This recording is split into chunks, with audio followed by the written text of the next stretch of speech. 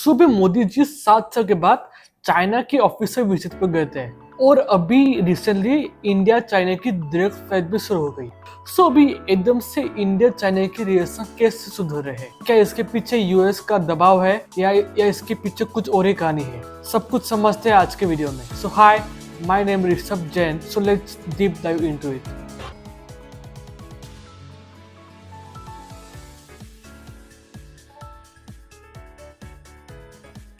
जब ट्रम्प ने इंडिया पे टैरिफ लगाए थे तो ये कह के लगाया था कि हम रशियन ऑयल खरीदे हैं जो बाद में रशिया यूक्रेन वॉर को फंड कर रहा है। तो इसमें हिपोक्रेसी की बात है कि जो चाइना है वो रशियन ऑयल का 47% खरीदता है और उस पर टैरिफ बहुत ही कम है। और एक और हिपोक्रेसी की बात है कि जो यूएसए है वो 2 बिलियन का इंपोर्ट करती है रशिया से बहुत सारे गुड्स लेके, पर जो यूएस है वो इंडिया पे इतना टैरिफ क्यों लगा रहा है? इसका एक बहुत बड़ा रीजन है कि जो यूएस है उसको इंडिया के बैकबोन इंडस्ट्री में इंटर करना है, जो है हमारा एग्रीकल्चर इंडस्ट्री। हमने एग्रीकल्चर इंडस्ट्री पे काफी टैरिफ लगा है, जैसे कि राइस, व्हीट और बहुत सारे डेयरी प्रोडक्ट पे हमने काफी हेवी टैरिफ लगा है, क्योंकि जो इंडिया की 50% पॉपुलेशन है वो एग्रीकल्चर पे है और हम ये जो पूरी एग्रीकल्चर इंडस्ट्री है उसको प्रोटेक्ट करते हैं। और अगर हमने यूएस के एग्रीकल्चर गुड्स को अलाउ किया तो हम काफी हद तक यूएस के गुड्स पे डिपेंडेंट हो जाएंगे, और अगर उन्होंने सप्लाई बंद कर दिया तो हमारी हालत 1943 जैसे हो जाएगी। Bengal famine of 1943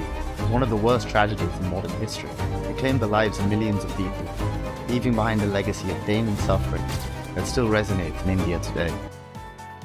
हम बात करते हैं, अगर इंडिया चाइना ने कोलैबोरेट कर लिया यानी कि पार्टनरशिप कर ली तो क्या होगा?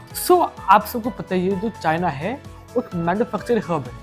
एक डेटा है जो चाइना में पर आवर जो रेट था 2005 में वो बस $0.79 था, वही जो रेट थे 2022 तक $6.32 हो गया, यानी कि जो लेबर की कॉस्ट है वो काफी बढ़ गई है।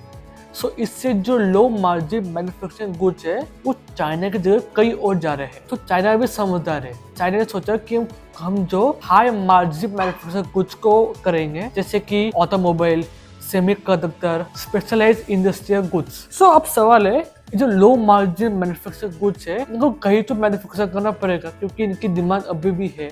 आंसर सिंपल है, बहुत सारे डेवलपिंग कंट्री जैसे कि इंडिया, वियतनाम, ब्राजील वहाँ पर कर सकते हैं। और अगर इंडिया और चाइना का कोलैबोरेशन हो गया यानी कि पार्टनरशिप हो गई तो ऐसा कर सकते हैं जो हाई मार्जिन वाले मैन्युफैक्चरिंग गुड्स है वो चाइना में बने और जो लो मार्जिन वाले मैन्युफैक्चरिंग गुड्स है वो इंडिया में बने। उससे हमारे पास एम्प्लॉयमेंट आएगी और हमारी इकोनॉमी बूस्ट होगी। तो जैसे कि एग्जांपल लेते हैं कि जो BYD कार्स है उसका जो R&D है वो चाइना में हो और जो चीप लेबर जो इंडिया में अवेलेबल है उसकी मैन्युफैक्चरिंग इंडिया में हो जाए।